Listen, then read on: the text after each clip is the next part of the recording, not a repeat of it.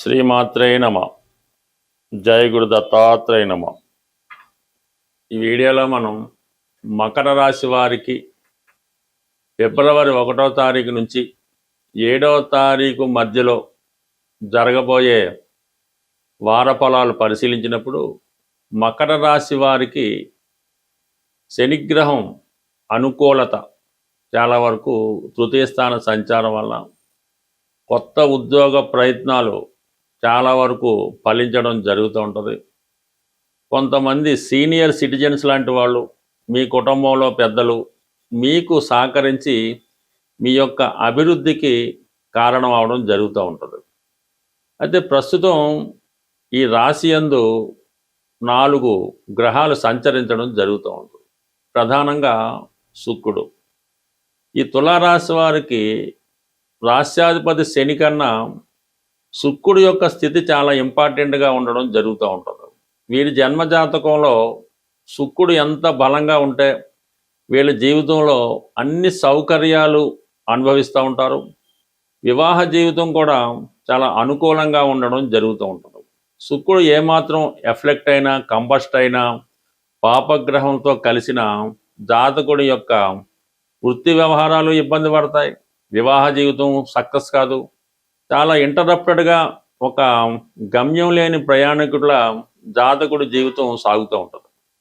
అటువంటి శుక్రుడు ప్రస్తుతం రాశిలో సంచరించడం జాతకుడికి ఏదైనా కొత్త ఉద్యోగ ప్రయత్నాలు ఫలిస్తాయి. మీలో ఒక ఆకర్షణ పెరుగుతుంది. ఎక్కడికెళ్ళినా సరైన గుర్తింపు, గౌరవం లభిస్తూ ఉంటుంది. ఏదైనా ఒక కొత్త పరిచయం మీ జీవితంలో వెలుగులు నింపే అవకాశం ఉంది. కొంత ఆనందాన్ని ఇచ్చే అవకాశం కూడా ఉంది. అయితే కుజుడు రాశి అందే ఉచ్చస్థితిలో ఉండడం వల్ల, రవి కూడా అక్కడ ఉండడం వల్ల అష్టమాధిపతిగా ఏదైనా పనులు చాలా స్పీడ్గా చేయడం వల్ల కానీ, వాహనాలు వేగంగా నడపడం వల్ల కానీ, ఏదైనా ఒక ప్రమాదాలు లాంటివి చాలా వరకు జరిగే అవకాశం ఉంది.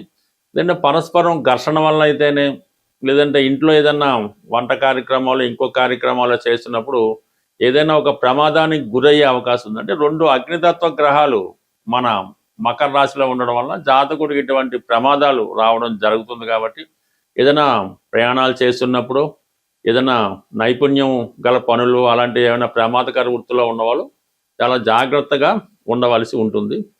బట్ ఏదైనా మీలో ఈ నైపుణ్యం కూడా చాలా విపరీతంగా పెరుగుతుంది.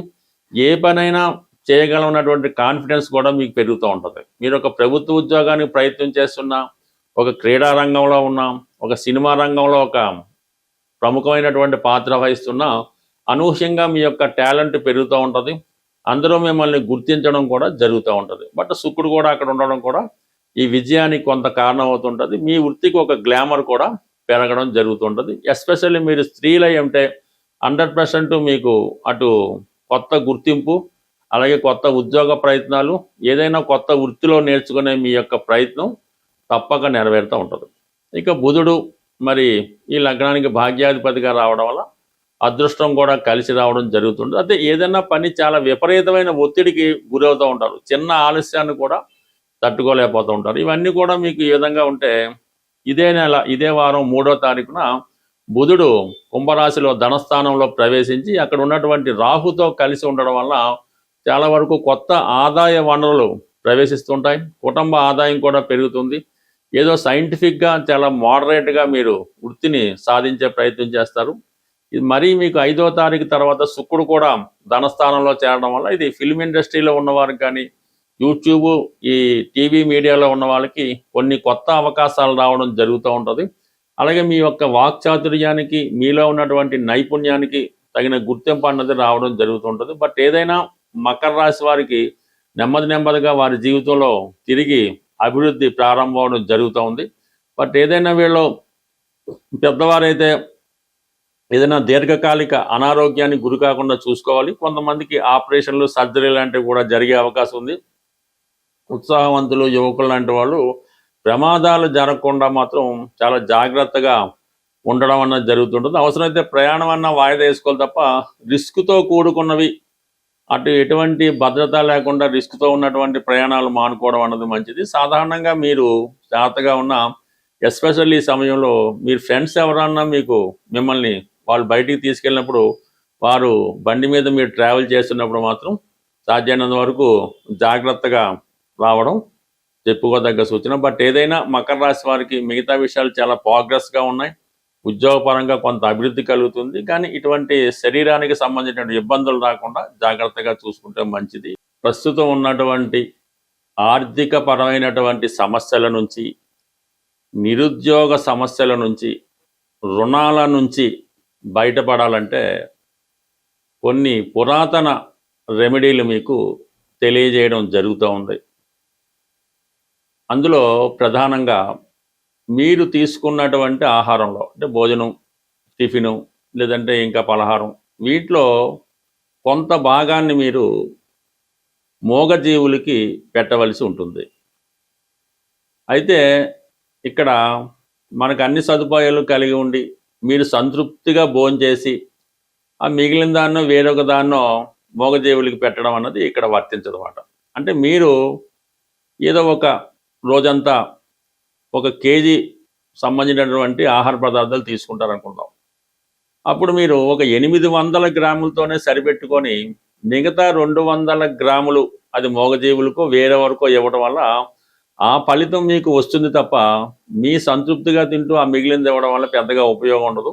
అంటే మన ఆహారంలో, మనకి భగవంతుడు కేటాయించిన ఆహారంలో కొంత భాగాన్ని వాళ్ళకి కేటాయించడం, మనం కొంత ఆకలితోనో అసంతృప్తితో ఉండడం వల్ల ఆ ఫలితం మీకు రావడం జరుగుతూ ఉంటుంది. ఇది కామన్గా తెలుసుకోవాల్సిన విషయం.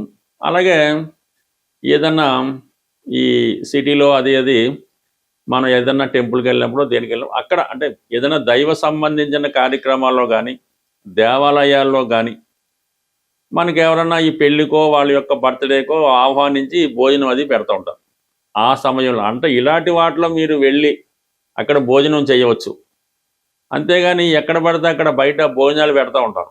ఏదో అక్కడ టెంపుల్ దగ్గర ఇంకో చోట ఇంకో మండల వారో, అది సాధారణంగా మీరు అటువంటి భోజనం అన్నది బయట అటువంటి భోజనం అన్నది ఆహ్వానం లేని భోజనం కానీ, అనాచితంగా పెట్టే భోజనం కానీ, ఏదైనా ఒక సంస్కారం కలిగే వ్యక్తులు అంటే వాళ్ళు బతకగలరు, మనకు ఆదాయం ఉంది, ఆ పూట భోజనం మనం చేయగలం అనుకున్న వాళ్ళు సాధ్యమైనంత వరకు అది అవాయిడ్ చేయడం మంచిది. అంటే అది ఇంకోళ్ళకి పొందడం జరుగుతూ ఉంటుంది. మీకు అవకాశం ఉంది కాబట్టి మీరు మీ యొక్క ధనంతో ఏ హోటల్లోనో ఇంకో చోట భోజనం చేయడం వల్ల ఆ ఫలితం రాదు. కానీ ఇలాగా ఫ్రీగా పెట్టే భోజనం చేయడం వల్ల అది కూడా మీకు భగవంతుడు మీకు రావాల్సినటువంటి పుణ్య ఫలితాన్ని అది ఇబ్బంది పెట్టడం జరుగుతూ ఉంటుంది. ఇది కూడా సాధారణంగా గమనించడం మంచిది. అయితే సాధారణంగా ఇది ఎక్కువగా ఈ గుజరాత్, ఉత్తరాది ప్రాంతాల్లో పాటిస్తూ ఉంటారు. మనం ఉద్యోగంలో సక్సెస్ రావటం లేదు, వృత్తిలో సెటిల్ అవ్వటం లేదు, ఆర్థిక పరంగా ఇబ్బందులు ఉన్నాయి అనుకున్నప్పుడు ఒక తెలుపు రంగు టోపీ తల మీద ధరించడం వల్ల వృత్తిపరమైన ఇబ్బందులు తొలగడం జరుగుతూ ఉంటుంది. అంటే మన వృత్తి విషయాల్లో దశమ భావం అన్నది మన తల చెప్తూ ఉంటుంది, మన హెడ్. అందుకని మన పని పూర్తయిన తర్వాత మొక్కుకొని తలనీలా ఇవ్వడం జరుగుతూ ఉంటుంది. ఆ తల మీద తెలుపు రంగు టోపీ ధరించడం వల్ల వృత్తిపరంగా ఎదురవుతున్నటువంటి సమస్యలు కానీ, ఆర్థిక సమస్యలు కానీ చాలా వరకు మనకి తొలగిపోతూ ఉంటాయి. ఇంకొక బ్రహ్మాండమైన రెమెడీ ఏంటంటే, నిరుద్యోగులు చాలా కాలంగా ఉద్యోగం రావటం లేదు అనుకున్న వాళ్ళు, ఈ గుడ్డి వాళ్లకు అంటే చూపు తక్కువగా ఉండి ఈ ఫిజికల్లీగా ఛాలెంజ్ పీపుల్లో ఈ కంటి చూపు సరిగ్గా లేని వాళ్ళకి ఒక ప్రత్యేకంగా హాస్టల్ అని కొంతమంది ఉంటారు. అటువంటి వారికి ఒక 10 మందికి వాళ్ళకి ఇంచుమించుగా ఇష్టపూర్వకంగా స్వీట్స్ అంటే గులాబ్ జాము కానీ, జిలాబీ కానీ, అంటే పాకంతో కూడుకున్నటువంటి తీపి పదార్థాలు వారికి అంటే ఏదో మనిషికి ఒకటో అరో కాకుండా తృప్తికరంగా ఉన్నట్టుగా వాళ్ళకి ఒక 10 మంది ఇటువంటి బ్లైండ్ పీపుల్కి డొనేట్ చేయడం వల్ల మీకు ఉద్యోగపరంగా ఉన్నటువంటి సమస్యలు దొరుకుతాయి. ఇది ప్రాక్టికల్గా మనం చేసి చాలామంది చేయించడం వల్ల వాళ్ళకి సక్సెస్ అవడం వల్ల చెబుతుంది. ఇది పెద్దగా మీరు సీరియస్గా తీసుకొని నమ్మకంతో చేయడం వల్ల ఎంతకాలంగా మీ నిరుద్యోగంగా ఉన్నా ఆ సమస్య అన్నది తీరుతుంది.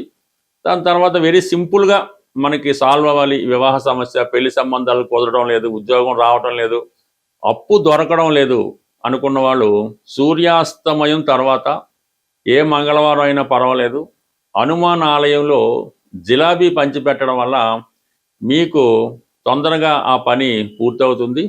రుణ సమస్యలు చాలా వరకు సాల్వ్ అవడం జరుగుతూ ఉంటుంది.